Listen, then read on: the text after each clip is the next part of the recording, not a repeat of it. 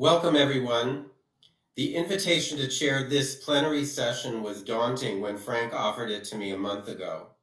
Obviously, it became much more so last Thursday when Russia's invasion of Ukraine took place. Since the invasion, the arts sprung into headlines with cancellations of contracts and performances by Russian artists associated with Putin. Choreographers left new works unfinished. Ballet dancers traded their costumes for camouflage. And as of yesterday, the life work of a Ukrainian folk artist was destroyed by Putin's forces. One might be tempted to dismiss the arts as frivolous, unnecessary at a moment like this. And in fact, during the darkest days of the pandemic, many artists found their livelihoods and careers upended. However, we know that at the very basic level of human communication and interaction, mutual trust is at the core, and artists and their work are central to the trust-building enterprise.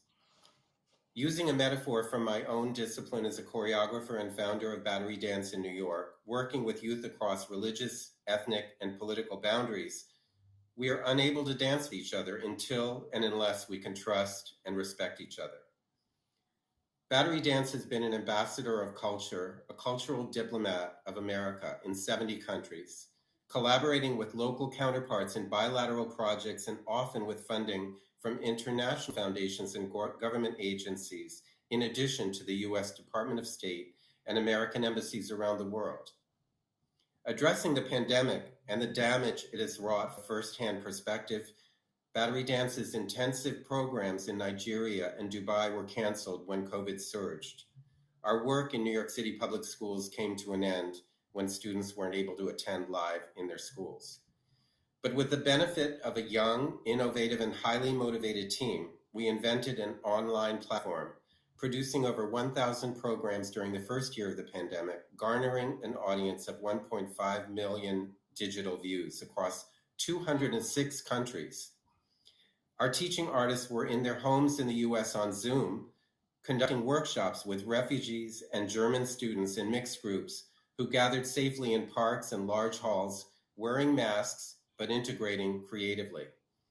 Right here in the Western Hemisphere, we recorded 30 Spanish language dance classes that have been shown repeatedly over Bolivian satellite television. We're not new to working in conflict zones, whether performing and teaching during the Sri Lankan Civil War, where our hotel was bombed soon after we checked out, or in Kinshasa with gunshots as a percussive accompaniment to our dance workshops, or in San Pedro Sula, where the joy and exhilaration of the 100 youth with whom we worked belied the New York Times characterization of the city as the most dangerous in the world. To address the topic of our panel, Reimagining American Cultural Diplomacy in War and Pandemic, we have a brilliant group of panelists who will share their perspective in 5-minute presentations, after which we'll open it up for a conversation and address questions from the audience. To lead us off, we have Nicholas Cull, a historian and public and cultural diplomacy expert and international speaker who has written numerous papers and books and is a professor in the public diplomacy program at the Annenberg School for Communication and Journalism at the University of Southern California. Nick, let's have your presentation. Thanks, Jonathan, and glad to speak in such good company. I come at this issue of cultural diplomacy as a historian of the role of culture and communication in foreign policy, and someone who's been called on to analyze policy and once or twice to give some advice. I define cultural diplomacy as the attempt to advance foreign policy goals through activities in the cultural sphere. And this can include arts diplomacy, sharing the best of our artistic life with a foreign audience. It could be capacity building work, teaching a language, a cuisine, or a martial art to a foreign public, or assisting another country in the cultural sphere, collaborating and exchanging with them on an equal basis to co-create something that hasn't existed before. Now, cultural diplomacy used to be a major element in American foreign policy, but it has struggled and been neglected in recent years. I'm just back from the expo in Dubai, and there's a lot of cultural diplomacy on display in that place. But the spectacle of an Emirati donor having to pay for the United States to have a pavilion at Expo 2020 does seem to me to be saddening. It reminds me a little of the bit at the end of that old movie El Cid, where they tie the dead knight onto his horse just to have the benefit of his involvement in one last battle. I'm heartened to learn that there are plans to build a regular appropriation for expos into coming years. But I know that every time appropriations are reviewed, cultural diplomacy is subject to particular scrutiny. And so as I look to upcoming developments and roles for cultural diplomacy, I'm unsure if I'm actually talking about something that will be taken up in the United States, but I do feel that there are lessons for all countries here. The first thing to say is that we're living in an era of tremendous challenges. There's renewed global competition, including the violence we've seen over the last week of Putin's invasion of Ukraine. But more than this, we face problems that are bigger than the capacity of any one country to solve. Kofi Annan used to say that these were the problems without passports, and that when problems don't have passports, solutions can't have passports either. We're going to have to work together to solve problems like climate, like mass migration and inequality. I think cultural diplomacy can help here in two ways. First, that in an era when countries are newly endangered, I think that reputation can build a degree of security. In fact, I don't personally talk about soft power anymore. I prefer to talk about reputational security, a quality that even the poorest country can seek to develop. Places that are known and admired around the world can be and are more supported when crises occur. In fact, I think we've had a demonstration of this over the last week. Think of the difference between the attitude to Ukraine in 2014 when Putin attacked and the attitude today. You can see how a young country, from the point of view of independence, can benefit from being better known and having a clearer established narrative in the global imagination, so that today no one doubts that Ukraine is a place distinct from Russia with its own traditions and its own way of life that needs to be protected and secure. Very good point, Nick. Second point that I want to make is about this need for cooperation and for collaboration. We know that if we are to cooperate and to collaborate, we need to be able to trust. We cannot solve problems only by working with our friends. We need to bring new countries into partnership, and even we have to work with people we have historically mistrusted. Culture is a way to build habits of cooperation and collaboration. I think this is no time to turn our backs on cultural diplomacy, but rather it's a time to revive the kind of habits of cultural diplomacy, cooperation, collaboration, and dialogue that have served us so well in the past. That's great, Nick. Thank you so much. We're going to come back to that topic after our presentations for a joint conversation. Thank you for setting that up for us. Switching it up from historian to hip hop, we have artist, entrepreneur, and cultural diplomacy practitioner Junious Brickhouse, who heads up Next Level, the Department of State's hip hop cultural diplomacy program, as well as founder of his own urban artistry in the Washington, D.C. area. Junious, share your story. Peace and blessings, good folks. Thank you very much for that introduction, Jonathan. As Jonathan has said, I am the director of Next Level, and we are a hip-hop diplomacy initiative funded by the U.S. Department of State and administered by our friends at Meridian International Center here in Washington, D.C. So many things going on. You know, a good friend of mine used to always say, what do you do when the music stops? Well, diplomacy is what I do when the music stops. And this initiative at Next Level has been something that I've been part of since 2014, in the first year. And I started as an artist educator, visiting Senegal with a team of artists. Now, that experience was so profound to me, it motivated me in a different way. Now, I had done envoys prior to Next Level, but the urgency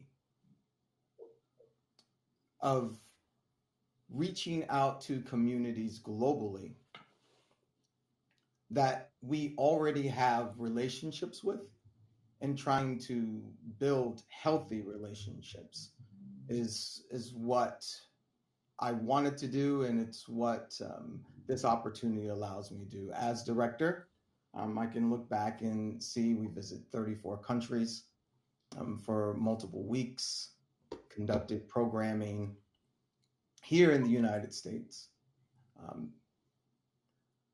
bringing different artists and student collaborators here to learn a little bit more about us and what is behind hip hop when the music stops. Hip hop, not as a music or entertainment form, but hip hop as a culture. The way that we dress, the way that we speak, the way that we live. Perhaps it's this idea of collective marginality, or maybe it's just people who are interested in learning about people from the United States. But this program is allowing us to make a lot of headway. And I'd be remiss if I didn't say that my work at Next Level is informed by my past life. At one point in time, I used to be Sergeant Junious Brickhouse, headquarters, Allied Force Command in Heidelberg, Germany, which was a NATO unit. I served in the military for the best part of 10 years. And upon discharging, I stayed doing Department of Defense and Department of Justice work for an additional 11 years as a contractor. I have seen firsthand in 4 different war zones what war does. And I don't mean destruction of infrastructure and toppling of governments. I mean what it does to people, civilians. To have uniformed, armed personnel from other countries walking through your streets. It makes me ask myself, why do we wait so late to teach those same people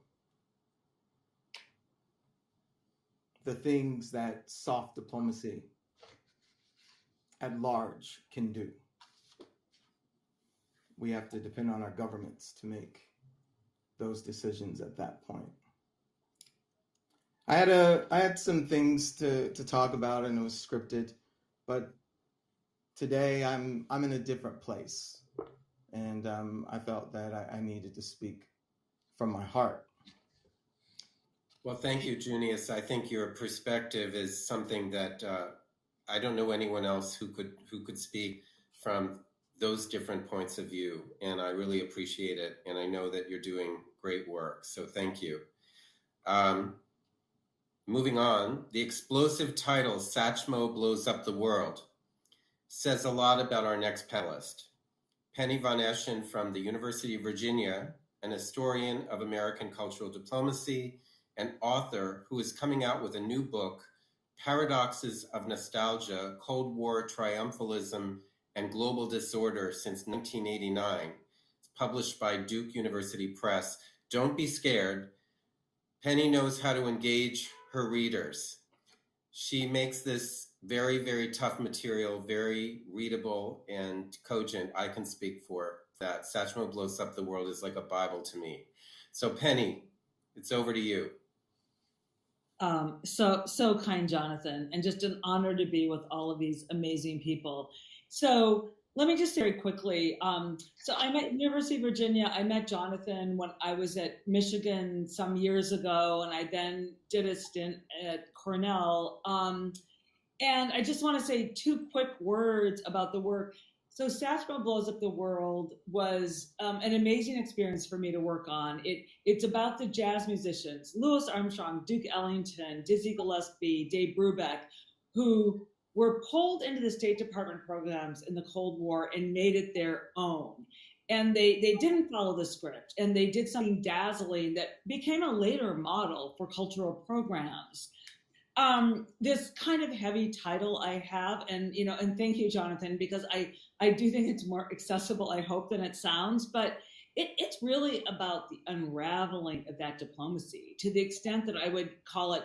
I track the emergence of a growing disdain for the very idea of diplomacy, and in popular culture, what I actually call a people-to-people undiplomacy. So I will come back to that, but I think, again, like following Nick, just conditions of trust, following just following the idea of just hip hop and an idea of what culture can do. In the absence of culture, we're going to fall into undiplomacy and militarism. And so I want to tell a very quick story. And this has always been a really important story to me. It only happened really 10 years ago, but it follows, kind of, for me, bridges these books and a big part of my life, and it involves people here. So in 2013, to my great elation, I was invited University of Central Asia, which would not have existed without Leon Botstein and Bard College and your collaboration with the State Department and George Soros. And these are my heroes of cultural diplomacy, people to come together with relatively no strings attached idea of cultural diplomacy, to put resources into the hands of people from a very bottom up way.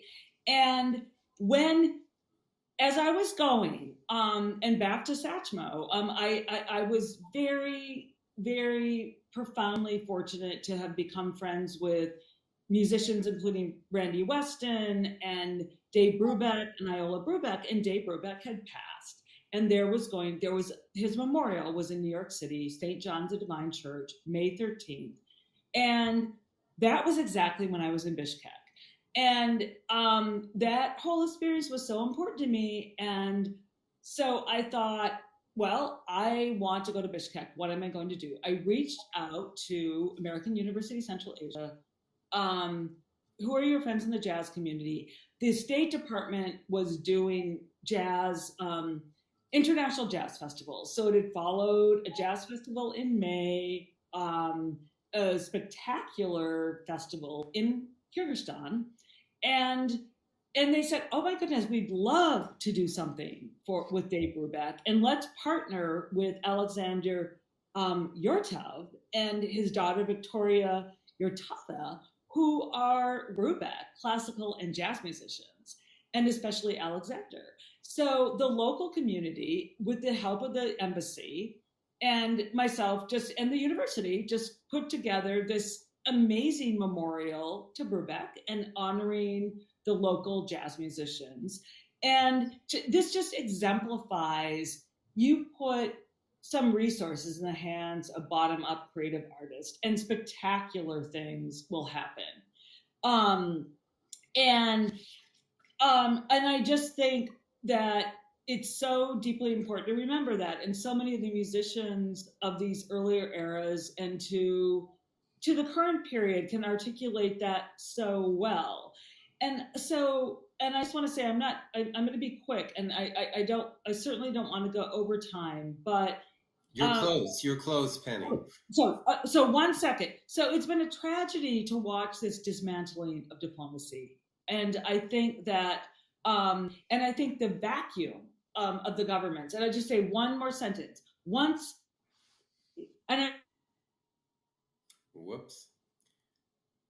Just when Penny is going to say the important thing, she freezes. Yes. You froze, Penny. Repeat it, please.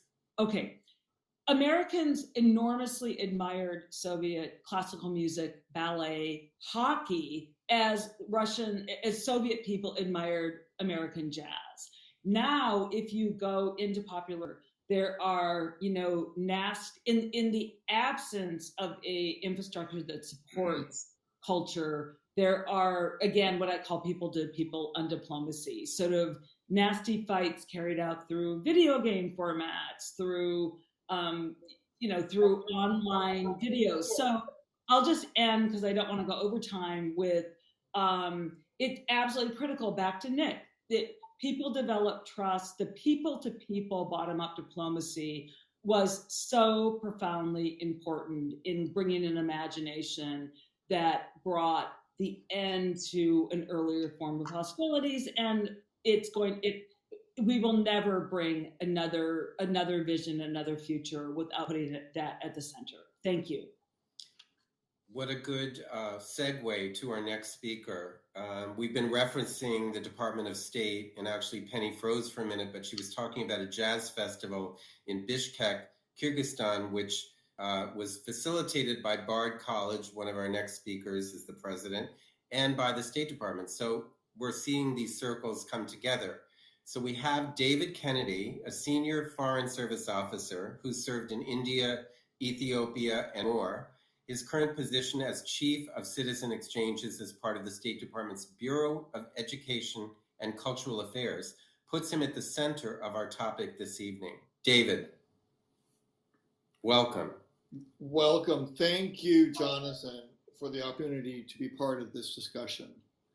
The talent on this virtual stage is humbling indeed, and I'm proud to be part of it.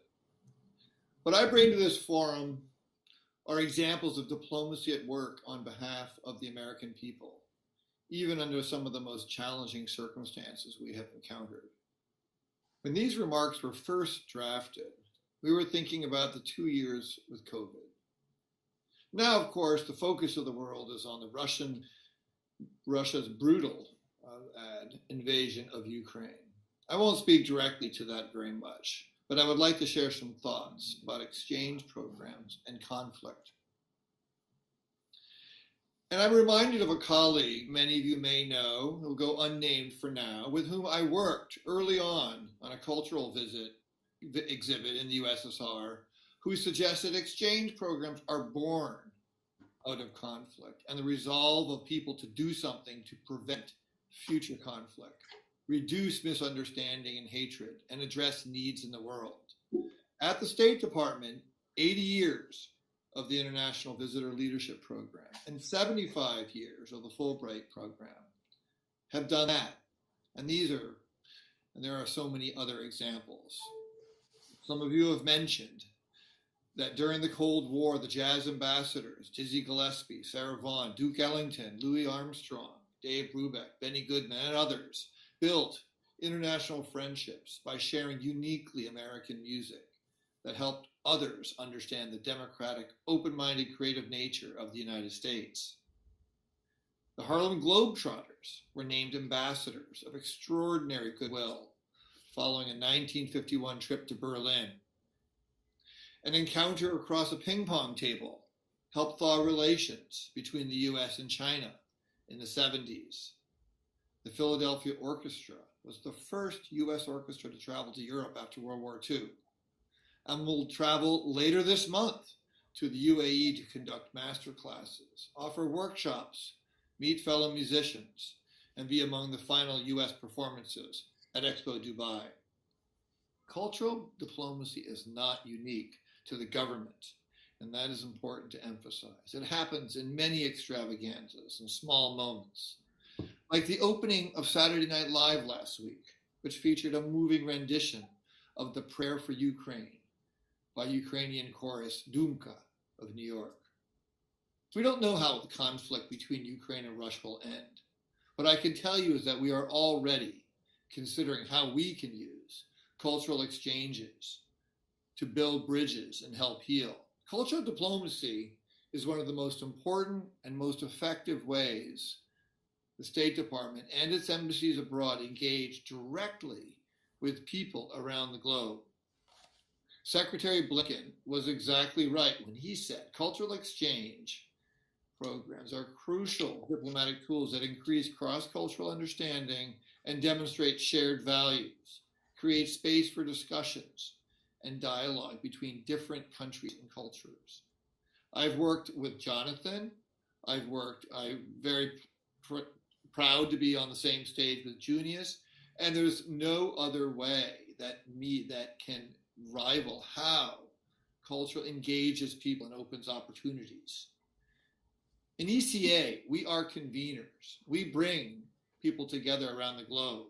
Our people-to-people exchange programs support foreign policy and national security priorities. Each ECA program, whether it focuses on sports, the arts, or education, is designed to support our most important objectives. And these include our foreign policy priorities, just to name a couple, including right now promoting diversity and inclusion, certainly promoting democracy and countering disinformation, bolstering our economy, and cultivating cultural awareness that foreign policy is for all Americans. When COVID hit, ECA pivoted immediately to virtual programming, and we succeeded. In 2019, we conducted 1,240 projects, engaging through over 360,000 participants. In 2020, it was 1,044, engaging well over 100,000 participants. And again in 2021, over 1,000 projects with about 200,000 participants. In short, we did not stop engaging the world. We means that nothing replaces an in-person people-to-people exchange. That's why we are in this business. No doubt about that. But we've been schooled by COVID into adapting to a variety of other models and opportunities to help our embassy colleagues remain in touch with audiences and engage new ones. We've become quickly adaptive to address the inevitable technical glitches, and we've learned to be patient. In the earliest days of the COVID isolation, to address the theme of this, the original theme, we delivered packages of curated programs for colleagues in the field who are also trying to figure out how to program when gatherings weren't possible. And as everyone adapted to shifting circumstances, we were able to introduce more live elements, create hybrid programs that incorporate tape segments to minimize issues with lags and transmission. Virtual programming is here to stay, and there's no doubt about that. It has allowed us to reach audiences that we would never have reached or would rarely reach, even with in-person travel. And geography stretches endlessly and budgets don't. Virtual programs help us make the most of limited resources. That was referred to, unfortunately, they're limited. But they also allow us to extend what might be 1 week in-person exchanges to a weeks long or even months long interaction, just like we are doing this evening. We are cautiously and happily returning to in-person programs, country by country. We have musicians from Latin America touring the United States now. We are in Morocco right now. We are planning more programs. Our decision-making process remains centered, of course, on the health and safety of all participants. But at the same time, we will continue to use virtual platforms to break the ice before an artist, athlete, or group arrives, and to continue the interaction. So thank you very much, Jonathan, and all the panelists. I look forward to learning more from more comments from the panelists and from our audience. Thank you very much. Thank you, David, and thank you to all of the cultural diplomats who are serving overseas, some of them in a lot of difficult situations, let's put it that way. Carry on. So let me pass the virtual microphone to Ellen Pearlman, an artist and innovator and cultural diplomacy practitioner who brings cutting-edge tools to bear in her collaborations with artists and technologists across the world. Ellen. Yes, hello everyone. I'm also a Fulbright specialist in art, media, and technology, which means I get parachuted into countries to help them get up to speed in such things as VR, AI, NFTs, you name it, I'm all over it. I'm very fluent in these areas. And I worked with Jonathan on a project where we had to pivot to a virtual studio in 3 weeks inside a closet in Battery Dance with a global community. But what I do want to talk about, because of the current world situation, is I want to say I have been in Russia. I worked with Russian artists. I've done artist residencies in Russia, and I'm very involved in the art scene and art and tech scene in Russia. A year and a half ago, I was a 01 American Arts Incubator artist to Ukraine, and the pandemic hit, and we became virtual. And I worked with 4 groups of artists in Ukraine on virtual reality, artificial intelligence, and especially deep fakes, which we called synthetic media. And we made 4 projects. Since then, my students, although they're all, professionals, have been posting on Facebook what's been going on. And one of them, Olaya, who was very savvy with synthetic media, has been broadcasting live from her basement in Kharkiv. And The Guardian just picked up on her and has been running her and featuring her. And some newspapers in Austria now have been featuring her. And I've also worked with Iziolatia, which is a cultural new media center that was in Donetsk and moved to Kiev. And an hour before I got on this call, I was in touch with both Olaya and Mikhail from Iziolatia going, well, Russia just banned Facebook, so you guys better get ready. And do you have a VPN? And if not, let me, which is virtual private network, can I recommend a few to you that you should get now? Because when this situation is over, you might find your access limited. And so I've been sending them, and I'm in contact with them almost daily, and all of this strategizing how to work with media during these times. I'm not saying there was a one-on-one situation, but I will say that our encounters with understanding sophisticated implementations of synthetic media have certainly resonated with the artists who are staying behind in Ukraine. Now, was that my objective or any of our objectives going into this? No, we were just making art projects about, deep fakes and synthetic media. We had no objective. But I can guarantee you that lessons learned have started right now, boots on the ground. And that's pretty profound for me to see that playing out right now in real time. So when it was mentioned about the Ukrainian chorus singing on Saturday Night Live, I immediately sent that video to everyone in Ukraine. Immediately, they were, everyone got it.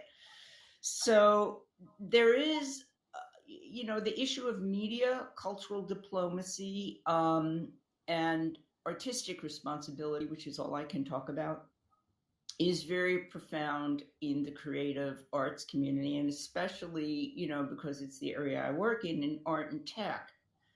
because that's where the battlefield is, in a way. It's information way and disinformation. And I'm very proud to have been a 01 American Arts Incubator artist without an agenda. There was no agenda about this, but now seeing the results as of today of It's what. incredible. It's totally incredible, Ellen. Yeah. Congratulations and kudos to you for what you provided. As you said, you couldn't have predicted the impact, but look at it. Yeah. So let's go now to a renowned conductor, musical scholar, Bard College president Botstein. Under his leadership, Bard has created integrated programs with universities in Berlin, Vienna, Bishkek, and East Jerusalem, and its students study in nearly 50 countries each year. One could say that cultural diplomacy is second nature to Bard and to Dr. Botstein. So over to you, Leon. Well, thank you for having me, and I want to thank my colleagues and Jonathan for organizing this. So I want to divide the subject into two pieces. One is what I would call the area where there is an international set of understandings about how we value work in science, for example, and in, let's say, the Fulbright or the exchange of students who are studying similar subjects, and they're moving between countries. What cultural diplomacy to me in that area that is breaking down the national monopoly. I'm no fan of nationalism. I'm no fan of the political units. As a musician, those political units are only important insofar as that they're my music. So Junius's music, for example, comes out of his living experience, and his living experience is a citizen of the United States, and as a person who and we, each of us is different in that regard, and that we are who we are. Are we representative of a nation? I don't think so, because the nation is a construct, and it's not always an attractive one. I'm not loyal to the American flag. I am loyal to the way I read the Constitution or the way Frederick Douglass read the Constitution, but I'm not loyal to the American flag. I'm not a nativist. And I don't like Ukrainian nativists or Russian nativists. The trouble, of course, is the Russian nativists have more firepower than the Ukrainian nativists. So the question is, cultural diplomacy is about pushing back on the monopoly of national identification. People are constructive scientists and they discover how coronavirus works. They're not doing a national act. They're not representing a national. I find the Olympics a reprehensible thing. That's about individual achievement. It's not about national achievement. I'm not running for my nation. No one should. I'm not composing for my nation. It doesn't mean you're not a patriot. It doesn't mean you won't defend the nation. Cultural diplomacy is about the recognition that the things that divide us and bring us to war are at the end not the most important things. That the only way to make peace is to understand empathetically how much we are the same, not how different we are. That's the whole point of cultural diplomacy. Whether you're a musician, or whether you're an artist, or a video artist, or you're a scientist. Now, the second point is America is in an anomalous circumstance. For us, cultural diplomacy is differently because the university system and the college system is not state funded. Our arts in the United States are not state funded. Furthermore, we have a huge commercial network that the entire world consumes in video, Hollywood, pop, all kinds of stuff. And in fact, people are extremely frightened that they're going to be Americanized. All the French are going to wear jeans, and everybody's going to sing the same songs, and this kind of stuff. So the cultural diplomacy for us is to show a different face of who we are. We are a place in which a non-popular art form can thrive, one that isn't commercial, doesn't make a profit, is not about, it's not, everything doesn't have to be a hit. We're not a country that has only material values, only values about getting rich and famous. So the most famous artist of recent memory is not Michael Jackson, but actually it can be people whose names aren't well known. Matthew O'Coin, the composer, his opera is going up at the Met. He's not going to make any money from it. that it can be a theater person or a dance person or a movement person that isn't that requires private subsidy. It's not state subsidy. So in the areas where we can use cultural diplomacy is in the areas that commerce is not going to make it happen. Jazz is a good example. Jazz was never self-supporting. They never made enough money. They never made enough records. There were not enough of a public. It was not a commercial art. It is the greatest musical achievement historically in America, was never a commercial art. They made money, okay, but they worked real hard for shows that didn't, or in playing in venues that didn't return a lot on the investment. A lot of great art needs to be paid, requires patronage, and we're not operating as state patronage, even if you're a writer. So it seems to me that it's very important to show a different side of America, not the same side. In the other countries, most of them, like the Soviets, for example, it's all state funded. They are state institutions. What's great about our cultural diplomacy, where it's a Fulbright, or is the State Department actually, to its credit, doesn't require us to carry a badge. So we're different from the military. If I'm a military officer, I represent my nation, I've agreed to do so. But if I'm being sent as an artist in some place or a teacher, I say what I think. That's why I'm a proud American. That's why I'm a patriot. And therefore, it is the advance of the idea of democracy, and also that the idea of human rights, the idea of things that we share in common, that we have a common concern for the way the planet either will or will not destroy itself. And that we can't do that alone by one nation. We have to do that together. Are we going to actually face, like the COVID crisis? The great thing about, we have started something called the Open Society University Network. So we began to give courses. We had students from Cameroon, from South America, all on the same. We discovered this medium, right, has a terrific add-on effect. It won't replace person to person, never. I think arts and teaching, I make the joke that it's like sex. Technology only improves it at the margins. The basic transaction always remains the same. Teaching has that been way, and performing has been that way, and making music. But it's very important that this technology has absolutely transformed our ability to communicate, especially if we mix it together with person to person. So the technology has made cultural diplomacy that much more practical and reasonable and affordable. But I think it's extremely important for the United States because it has to show who we are in a way that conventional national instruments don't, and that differentiate, and also get people to understand that we are really much more the same, and that's something that is horrific about the Ukrainian-Russian conflict. The Russians, the brutality, in my view, the cruelty of it is predicated that there is some kind of Russision destiny, some kind of Russian superiority, some kind of Russian right. And this is a kind of we had it ourselves in Manifest Destiny. But the fact remains that it's also a public space that isn't controlled by any single government. An exhibit, a theater, a concert, a recording isn't public space. And that's why they want to close down Facebook and stuff like that. Not that Facebook is so terrific by any means, but it is very important that we do in the United States, on the two sides, the university, student, the common ground of learning and education, terribly important, because we're one of the rare places with a private higher education sector, but we also have a huge public sector, and that has to be shared in the world, and cultural diplomacy is important for that. Fulbright is one of the best things. And the other is in the arts, where I think music, of course, which is my own field, is one of the few common grounds where people can realize that their sorrows they share in common and their solace they can share in common.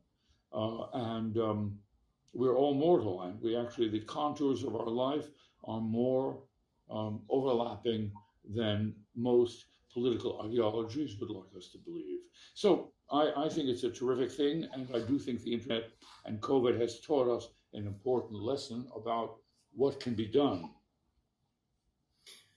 Well, we've run out of our original time.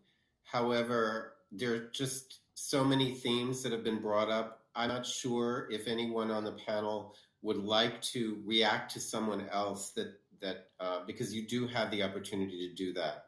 I don't see any questions coming from our audience. I don't even know if they have the ability to do that.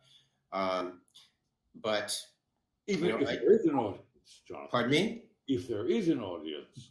There definitely is an audience. I see the audience. Yeah. So anyone on the panel want to address someone else on the panel? Well, Jonathan, I just wanted to make a comment that I think that we need to take our inspiration from the sorts of things that those who oppose the values we share are against. And if Mr. Putin is against these things, we should be for them. If the Taliban are against these things, we should be for them. What are we doing debating whether or not this is the right thing to do? What are we doing debating whether or not these are the right ways of engaging publics overseas? Of course it's right.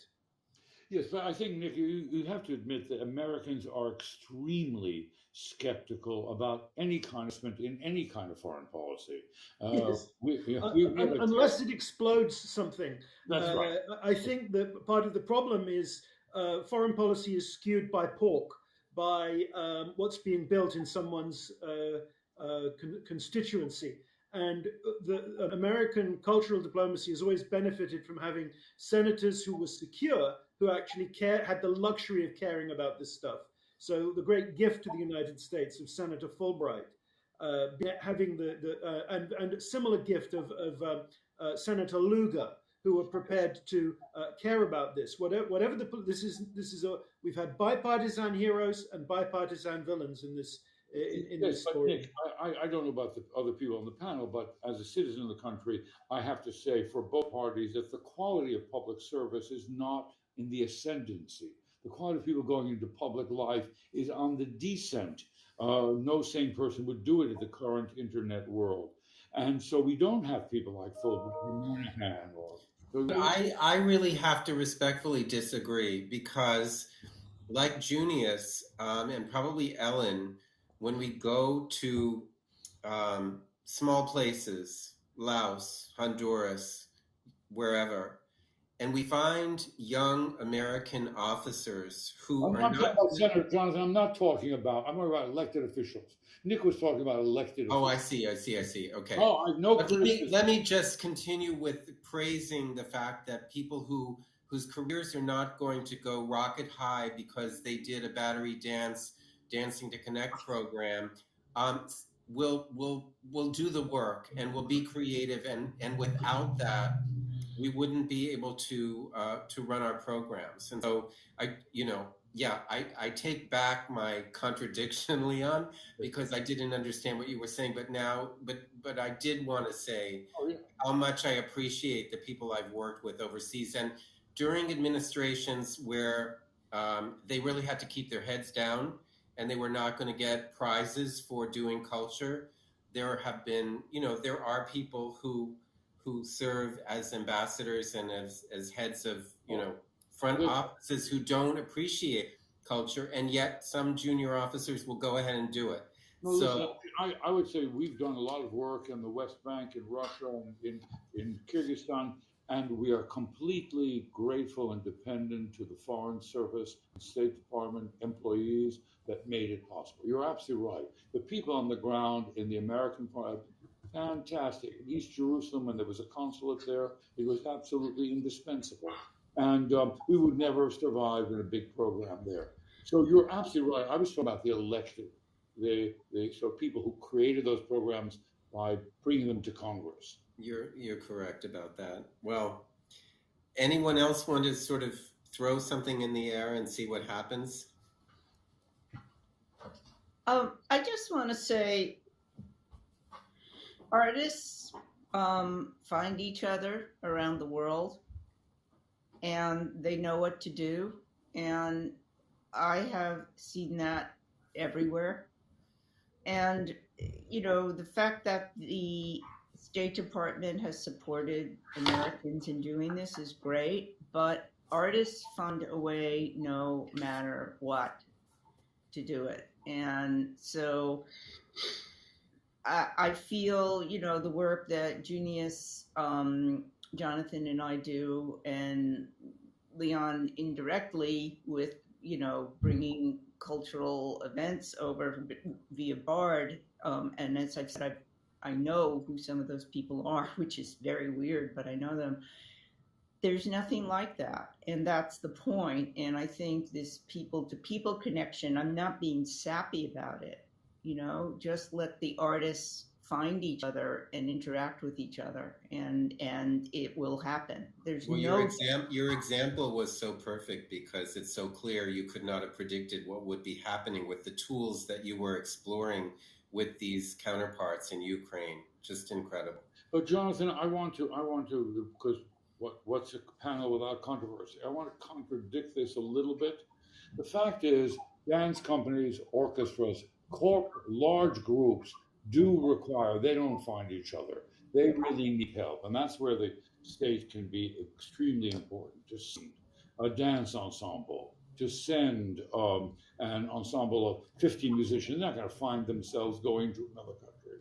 So when you get the larger units of art, the individual artist is helpless without real support and real patronage, and some of it is big enough to require the state. Mm-hmm. Yeah. What I can think about vis-a-vis the programs we've done is I see that one of our audience wants the mic. So let me see if I can give it to him. George Wang. Give you the mic, George. Can you hear me? Yes. Yeah. You know, I think, you know, I'm a businessman, not really a specialist in the art. You know, right now I have friends here in Beijing with all the politics going on. You know, last year, the grand opening of the Universal Studio in Beijing and all the Disneyland in Shanghai. There's something warm in between the US and China. Even for the people, every day is a Cold War, right? For the ordinary people, what the hell's going on every day? Anyway, whatever. So, but you know, you talk about a culture or something nice and warm when the last year when the Universal Studio opens up, there are gazillions people going there. That's something, you know, it's kind of little warmth in the mood. Oh, yeah, well, I think some of us have actually worked in China and have had workshops with young people and explored our shared creativity and vision. So on that level, it opens up a new world for us. And also it helps governments get together. So we have the U.S.-China Music Institute. We're the only institution where we teach Chinese music and Chinese instruments to Americans in the United States. And we have a collaboration with this Central Conservatory in Beijing. So music is sort of a narrow platform that, with all the coldness and difficulty in politics and economics, keep talking. Every day it's a cheerly thing. They're playing all the games, strangle each other. Oh my! For the ordinary people, you got the hope to bring some humanity deep in the heart, in the culture. So there's some link, you know. So thank you, George. It's a very good point, and it's great to have somebody from the audience coming in. Yeah. I'm not an expert in yours. No. I mean, you know, the whole point of cultural diplomacy is we're not just talking to professional peers. We're talking to young people, many of whom have not had any opportunity to study the arts or be involved. We have another audience member coming in, Sundeep Narwani. I'm giving you the mic. Thank you. Thank you, George. So Sandeep, did I get you in? I see a picture. Yeah. Hi, I'm going to make it very quick. I have a very specific question, and that is on NFTs. There's been a lot of conversation around NFTs and peacemaking. Can anyone throw some light on the future and how can we engage more with this new medium to initiate conversations that really matter and can shape going into a very critical phase? Thank you.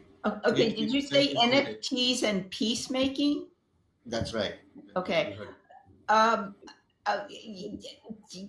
Basically, what I can say in a nutshell is if you decentralize control, you have the potential to let peer-to-peer dialogue happen. I'll keep it that simple.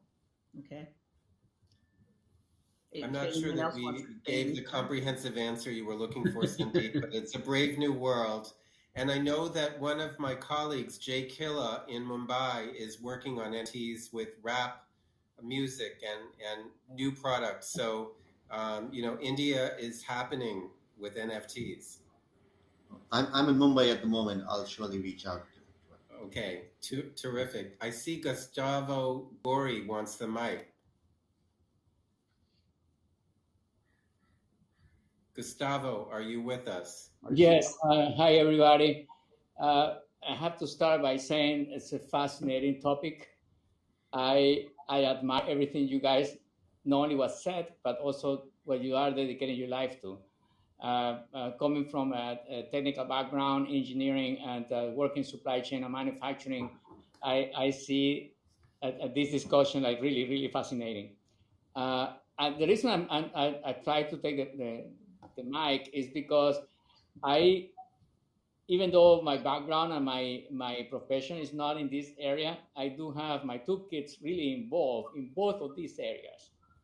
And I see the explosive combination that you're talking about very clearly. I have one of my kids is in music. She's a singer.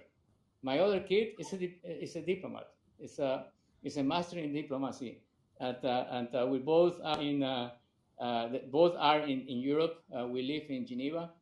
And this idea of bringing the power of diplomacy through the arts is simply fascinating. So I wanted to say congratulations, and I want to see if any of you will be open to talk further offline after this, because I think this seems to be an explosive area for really delivering bigger and better talent, and have these two kids really spreading the world with a message that is there. We probably don't exploit structurally. I have a feeling that everybody on the panel would be happy to speak with you, Gustavo. So well, that's good. Penny? Can I just add, and this is more of a comment to the earlier, but yes, I'd love to follow up with you. And just to follow up on Ellen's wonderful comment, I'd love to hear what other panelists and audience members think about this.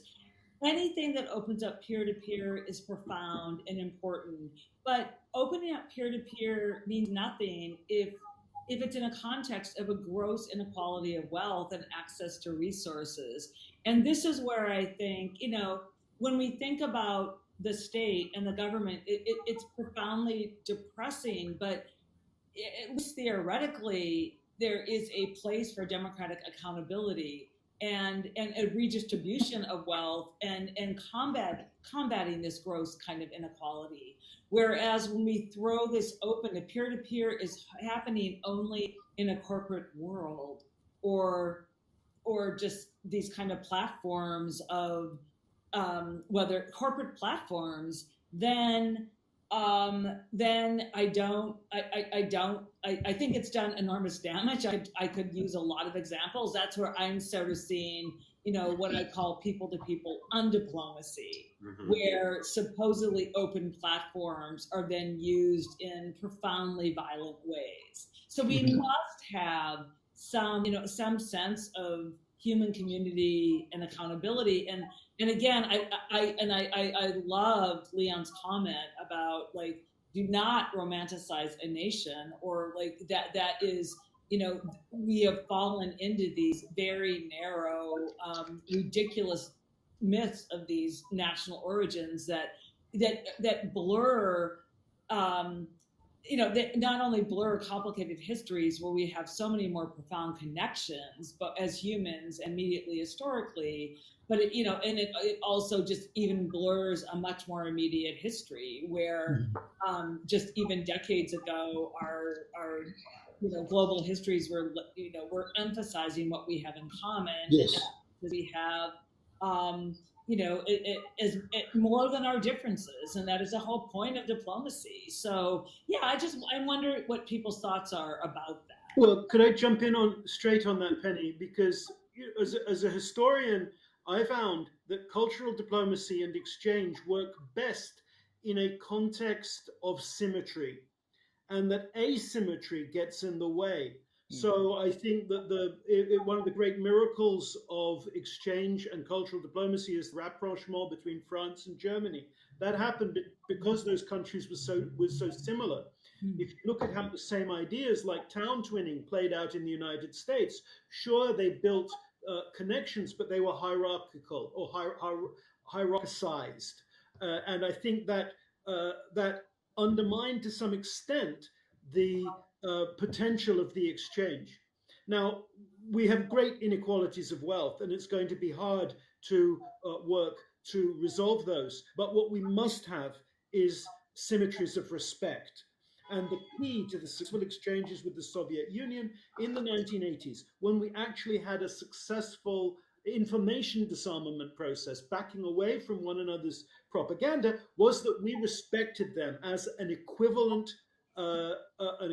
power with their own stories and their own place in the world. That disappeared, as as you've written about, at the end of the Cold War, and we moved into a different asymmetrical situation where exchange was much harder, both where we insisted on being the teacher and where kind of fell into being a supplicant. And I think we're now paying the price for that undiplomacy. Absolutely. You know, what do you think about the fact that back in the day that you're talking about historically, the State Department was sending famous, really established artists with big names in a way to counter the Bolshoi and the opera and so forth that was coming out of the Soviet Union. And in our case, and in many cases, the Bond Street Theater is an example, smaller arts organizations that are really dedicated to working with populations that may or may not have any tools or resources, but we help them to see that they can be creative. Well, that they I can have a think voice. that Junious is doing a terrific job, and his budget is tiny, and it's all the more amazing what he's able to do. But part of the secret of Next Level is that it is participatory, and it's not sit down, shut up, and listen to my mastery of this art form. It's let's work together, let's create something together, let's build something together, which is part of the principle of hip hop. And hip hop has always, as an art form, made something out of limited resources. And I think it's quite appropriate that when limited resources are available for the Department of State, that it actually be working with an art form that's used to that, but that is achieving tremendous amounts by working with together to create new things that haven't existed before. And technology helps to carry on after the live program is over. I'm sure that Junious has dozens of or hundreds of Facebook friends or Instagram followers who met him and met his team overseas, and those friendships continue on. So that's one example of where the use of technology has been a great boon to cultural diplomacy. So that it's not over when the live project is over. If I may, I want to thank you, Nick, for those kind words, and also Penny. One of the things that we believe at Next Level is that if people are our purpose, then their agency has to be a priority. And in hip hop culture, we're examples of how this can go wrong in a lot of ways. And this program allows us the opportunities to do now, instead of just a basic exchange where it's performative. We do a show, you do a show. We've been able to establish performing rights, professional development programs, where we have hired artists to actually work with student collaborators and teach them how to monetize their skill sets within their communities, where aerosol artists are doing album covers for the EPs that the beat makers and the DJs and the MCs make, and the videos that the dancer forming in. This program allows us to do that, but it wasn't from a place of that we just decided, oh yeah, this would be great. And, it wasn't a program thing. It was a process thing. It was from connecting with people and student collaborators saying, so now what? When you leave, you get to go back and you get to make an album and you get to be a superstar, and we're here wishing. So these programs, these cultural diplomacy programs, in the right hands, change lives. And yes, make those connections that are lifelong, because, connections that I made in 97, I'm still connected with them today. And we have ECA to thank for that. Yeah. Yeah, and I just want to say on that note, Junious, I did mention this because I don't forefront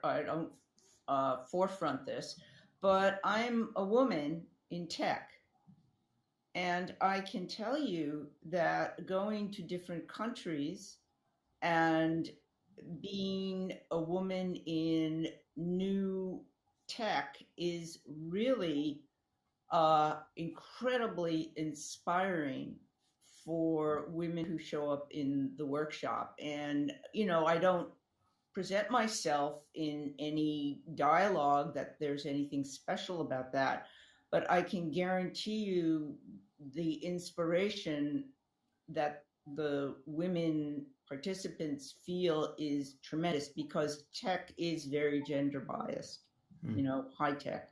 So I just want to say that in relationship to what Junious said, and you don't know whose lives you're changing just by showing up in an area. So Junious, that I just wanted to add to that you're right. Well, it's Friday night and everybody wants to go out and party, I know. So I think this has been a remarkably inspiring conversation. I'm so grateful that you all made the time to join. Thank you to our audience. I see more people in the audience than I saw on any of the other panels that I went to earlier. So maybe there's something sexy and fun about cultural diplomacy, even during pandemic and wartime. Thank you, Jonathan. Thank you, Jonathan. Thank you for joining, and have a good evening. And we'll look and share this on YouTube later on. Thank you. Bye-bye.